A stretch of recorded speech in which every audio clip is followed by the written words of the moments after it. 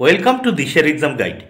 প্রিয় সপ্তম শ্রেণীর পরীক্ষার্থী বন্ধুরা, তোমাদের জন্য এই ভিডিওটিতে আমি আলোচনা করতে চলেছি সপ্তম শ্রেণীর প্রথম পর্যায়ক্রমিক মূল্যায়নপত্র 2025, অর্থাৎ 2025 সালের ফার্স্ট ইউনিট টেস্ট বা ফার্স্ট সামারটিভ এভালুয়েশন টেস্ট 2025 এর সপ্তম শ্রেণীর বাংলা বিষয়ের প্রশ্নপত্র উত্তর সহ এই ভিডিওটিতে আলোচনা করতে চলেছি, তাই অবশ্যই দেখে নিতেই হবে।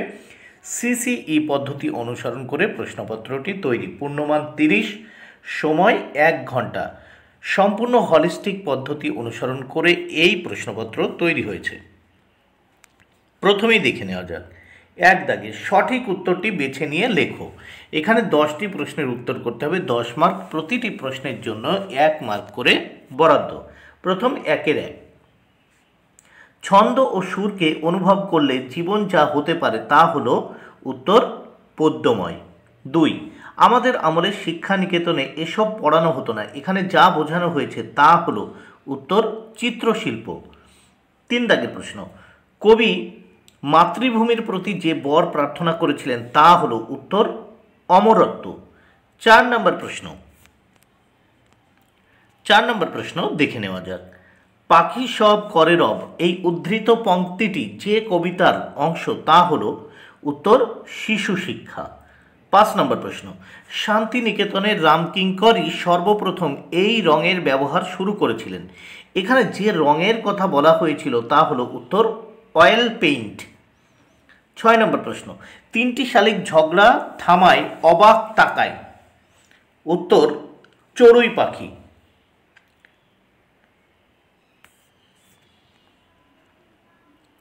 7 নম্বর প্রশ্ন দেখে নেব।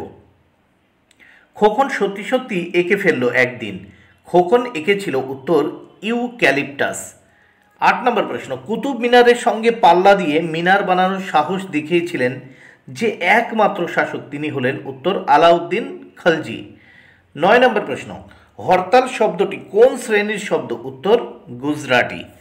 হরতাল শব্দটি কোন শ্রেণীর শব্দ, উত্তর গুজরাটি শব্দ। 10 নম্বর প্রশ্ন, একটি শঙ্কর শব্দের উদাহরণ হলো উত্তর পিতা ঠাকুর। একটি শঙ্কর শব্দের উদাহরণ হলো পিতা ঠাকুর। এবার আমরা এই প্রশ্নপত্রের পরের পৃষ্ঠা বা পরের পেজ দেখে নেব। 2 দাগের প্রশ্ন, নিচের 6টি প্রশ্নের উত্তর দাও, 6 মার্ক। প্রত্যেকটি প্রশ্নের জন্য 1 মার্ক করে বরাদ্দ। এই প্রশ্নগুলোর উত্তর দেখো, লেখার জায়গা স্বল্পতার কারণে এখানে লিখে দিতে পারিনি, তোমরা বই দেখে পড়ে নিও। 1, সোনা ও টিয়া কালিয়ার বনে যাওয়ার সময় যার সাথে দেখা হয়েছিল তিনি কে? 2, ছন্দ শোনা যায় না কখন ছন্দ শোনা যায় না? 3, পাগলা গণেশ গল্পে গণেশের মেজ ছেলের বয়স কত? 4, সেই ধন্য নরকুলে ধন্য কে বা কারা? 5, রামকিঙ্কর বেইজের গড়া বিখ্যাত মূর্তির নাম লেখো। 6, মেঘের ছবি আঁকতে গিয়ে খোকন বেকুব হয়ে গেল কেন? 7, কুতুব মিনারের 4র্থ ও 5ম তলা কে সংস্কার করেন? 8, মাকুকে নির্মাণ করতে ঘড়িওয়ালার কত বছর সময় লেগেছিল?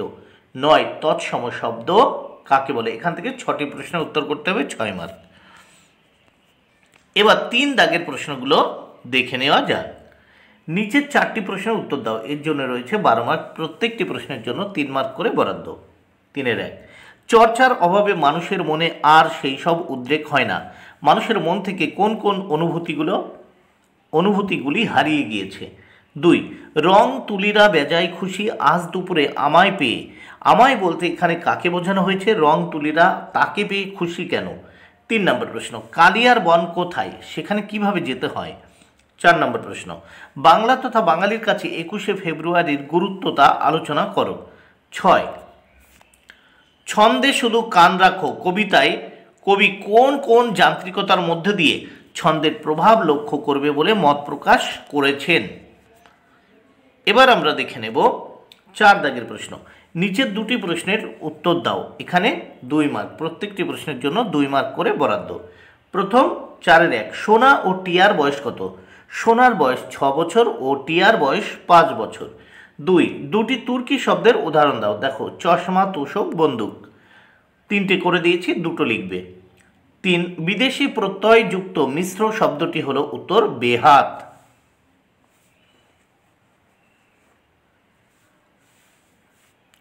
বন্ধুরা, ভিডিওটি ভালো লাগলে অবশ্যই লাইক, কমেন্ট, শেয়ার করো। Thank you very much. Keep watching my channel and my video.